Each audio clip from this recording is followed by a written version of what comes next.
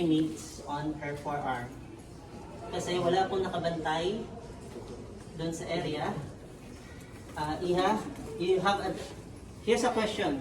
I have another question before you continue with that. The reason why we have security team members is because they would want to assess the scenario if there will be changes in safety.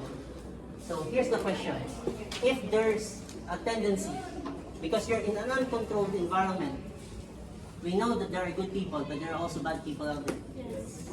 Do you engage with a criminal that is posing threat to your team and to your patients? No. Or do you prioritize their safety and you try to transfer them Well, further? we prioritize safety po. Kasi, ayun nga po, kailangan natin malusin po yung problema na maaari po mas luma. Kasi if you engage po sa criminal na yun, maaari po mas lumala po yung problema.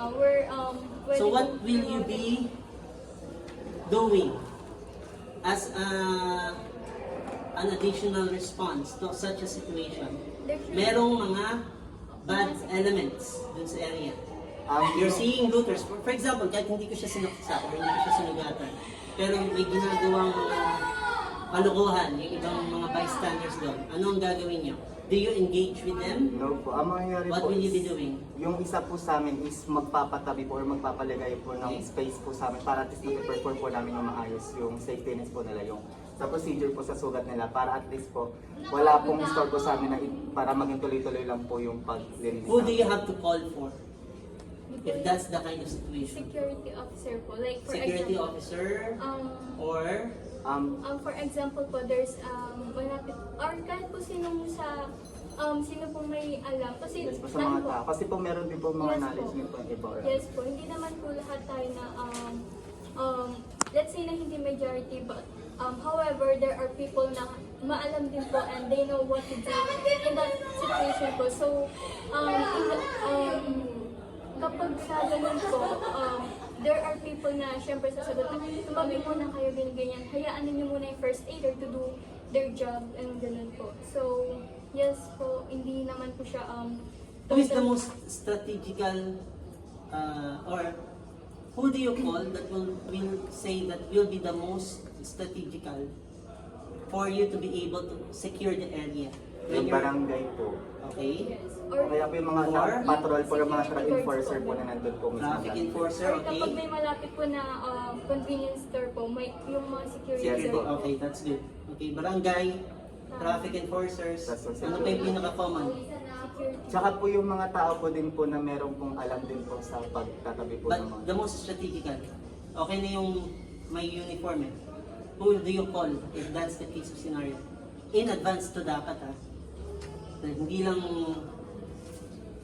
If there's an accident, what are the agencies that you usually call altogether? Besides from the ambulance, you get 911 and then besides from 911, For normally- ambulance po. ambulance, who is still needed in that scenario? yung firefighters, Fire, who else? the police po. Police officers, okay? Sige po. Why do we need all of those people? To secure, Once you try to already assist out in such a situation. we need to secure our safety po. Siyempre yung firefighters po for Sa apoy po. sa apoy po. Yes, kasi umuusok po. So, Baka po kasi meron pa po po, pagsabog po po mangyari. yes po, possible po yun. Since umuusok po, within minutes po, maaari pong sumabog yung vehicle and maaari pong umapoy kaagad yung So what do you call that? Based from our discussions, what do you call that kind of scenario? Why we need those authorities? we need those We have multi, then it starts with H.